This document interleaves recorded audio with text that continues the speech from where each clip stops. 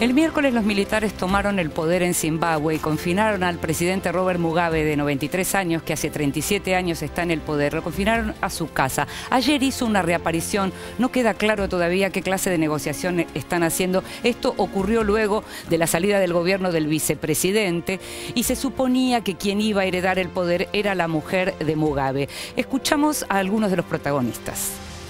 The Zimbabwe Defense Forces, the ZDF, say significant progress has been made in their operation, adding that they have accounted for some of the criminals around President Robert Mugabe in order to bring them to justice, since they were committing crimes that are causing social and economic suffering in the country, while others are still at large. In a statement, the ZDF said they are currently engaging with the Commander-in-Chief, President Mugabe, on the way forward and will advise the nation of the outcome as soon as possible. Effectivement, cette question s'est développée alors que j'étais en voyage pour Washington.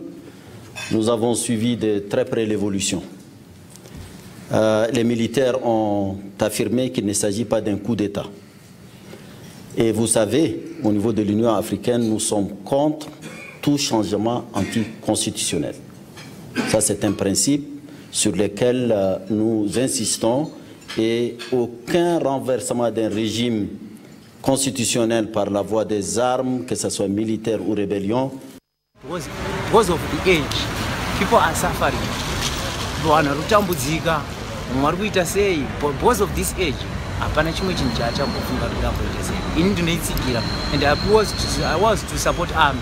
Tiri kutoona nge zvinogona kuitawo zviri nani age wakura mudare. Age yavo ndeyakukomplaina vanhu plus timu yawagara yarebesa tisina kuona mamwe machanges atiri kuwana so.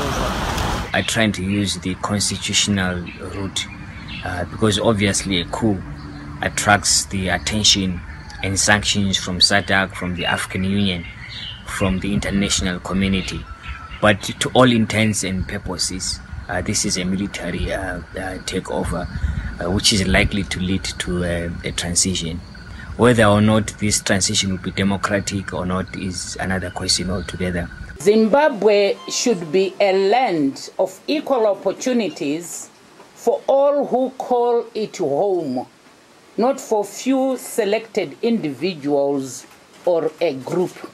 There is no doubt that we are in need of transitional arrangement that should attend to key issues of economic recovery and electoral reform processes. You're right that the developments are a little bit confusing right now, and we're trying to get the details on this. The Secretary General has been monitoring the evolving situation in Zimbabwe. He appeals for calm, non-violence, and restraint. Preservation of fundamental rights, including freedom of speech and assembly, is of vital importance. Ahora, decíamos que no quedan claras algunas cuestiones, lo decía recién el vocero también de Naciones Unidas. Hablamos de militares, decimos que confinaron al presidente, pero al mismo tiempo están los que dicen que esto no es un golpe de Estado. ¿Cómo lo entendemos? La misma Unión Africana está diciendo que no es un golpe de Estado en el sentido tradicional, porque el presidente sigue en el país, más allá de que esté casi en prisión domiciliaria, por decirlo de algún modo.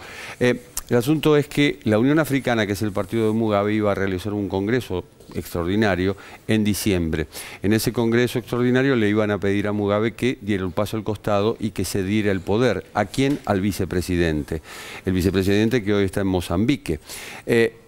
Mugabe lo que quiere es que su mujer sea vicepresidenta para asumir la presidencia. Estamos hablando de Grace Mugabe. Y en este caso tiene un gran rechazo de parte del ejército. El ejército dice, si se cumple esto, hay mucha gente que está enfrentada con esta mujer, que adora las joyas, que adora el poder. Y que por eso la llaman Grace Gucci Mugabe. Exactamente. Y el mismo Mugabe es un ser excéntrico y muy particular, es el dictador más añejo del mundo, hombre que cada 21 de febrero celebra su cumpleaños a todo trapo, al punto de no recibir regalos, sino donaciones de parte de aquellos que concurren a su cumpleaños de $50.000.